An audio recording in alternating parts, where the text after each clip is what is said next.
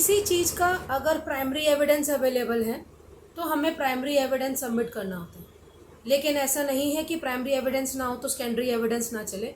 हमारे पास evidence act में वो दिया हुआ है कि हम प्राइमरी एविडेंस अगर हमारे पास नहीं है तो आप उसकी जगह सेकेंडरी एविडेंस दे सकते हैं। यहाँ पर हम आज बात करेंगे मुस्लिम मैरिज का। हमें जैसे पता है कि मुस्लिम मैरिज कॉन्ट्रैक्चुअल है तो ज़्यादा सेरेमनीज़ ये कैरी नहीं करते हैं। एक सीक्रेट टाइप का इनकी शादी होती है। सीक्रेट का मतलब ये नहीं कि बस हस्बैंड एंड वाइफ होते हैं, मतलब एक सीक्रेट सेरेमनी होती है जो हस्बैंड, लड़के के घर वाले, लड़की के घर वाले और काजी साहब होते हैं, ये इन सब के द्वारा निकाह परफॉर्म हो जाता है। अब यहाँ पे क्वेश्चन आता है कि अगर आपके पास मैरिज से रिलेटेड यानी कि निकाह नामा आपके पास नहीं है, मैरिज डीड आपके पास नहीं है, तो आप वो शादी का कैसे पता लगाएंगे कि भी there is a relationship between a man and a woman. इसके लिए हमारे पास कुछ एसेंशियल्स आ जाते हैं, जैसे कि आपका जो कोहैबिटेशन चल रहा हो, it should be a prolonged one. Prolong का मतलब काफ़ी समय से आप करते आ रहे हैं। दूसरा, जो आप कोहैबिटेशन कर रहे हैं वो आप हस्बैंड एंड वाइफ की तरह कर रहे हैं। तीसरा कहता है यहाँ पर कि भी जो आपका कोहैबिटेशन है, जो वो लेडी है, मतलब जिस लेडी के साथ आप कोहैबिट कर रहे हैं वो प्रोस्टिट्यूट ना हो, वो कॉन्क्यूबाइन ना हो। और ये कहता है कि भी जो वो लेडी है वो प्रोहिबिटेड डिग्री में ना आती हो।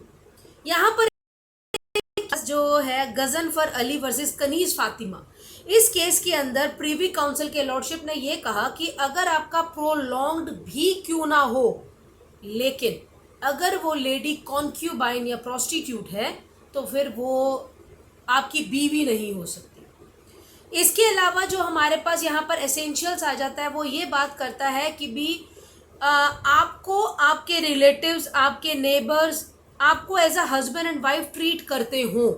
ऐसा नहीं कि भी आप ही हो, आपका रिलेशनशिप किसी और को पता ही ना हो, तो ऐसा नहीं होना चाहिए। फिर यहाँ पे आ जाता है कि भी आपने उस लेडी को एज अ वाइफ एक्नॉलेज किया हो, और आपके पास अगर बच्चा है, यू हैव एन इशू, तो जो इशू है अगर आपने उसको अपना एक्नॉलेज किया कि ये मेरा बच्चा है, तो जो उस बच्चे की माँ होगी वो डायरेक्टली आपकी वाइफ हो जाएगी। तो यहाँ पे प्रिजम्पशन ऑफ मैरिज हम मुस्लिम लॉ को ऐसे देख रहे हैं क्योंकि हिंदू लॉ में एज सच एक लेडी है, it's not a hard and fast rule, लेकिन फिर भी लड़कियां मांग में सिंदूर, बिंदी, मंगलसूत्र, कुछ का पंजेबे, बिछुए, अगर ये सब कुछ है आफ्टर अ मैरिड लाइफ में भी कई जगह तो ऐसे होता है कि भी लड़कियां साड़ी पहननी होती है, शादी के बाद उनका ट्रेंड आ जाता है कि भी उनको साड़ियां ही कैरी करनी है, तो आपको दूर से ही पता चल जाता है कि भी वो लेडी जो है अब शी इज़ मैरिड नाउ। लेकिन मुस्लिम लॉ में ऐसा कोई कस्टम नहीं है, मतलब उनका कोई मांग का सिंदूर, बिंदी, मंगलसूत्र वगैरह ये सब चीज़ें इनके कस्टम्स नहीं है। तो आप कैसे प्रिज्यूम करोगे कि there is a relationship between a man and a woman. तो यहाँ पर प्रिजम्पशन ऑफ मैरिज के लिए ये कुछ एसेंशियल्स है जो हमें ये पता लगाने में बताता है कि भी कैसे आप ये पता लगा सकते हैं कि भी ये रिलेशनशिप एक पायस की तरफ है, मतलब ये वैलिड मैरिज की तरफ है। तो ये आपका प्रिजम्पशन ऑफ मैरिज का आज का लेक्चर है। Thank you.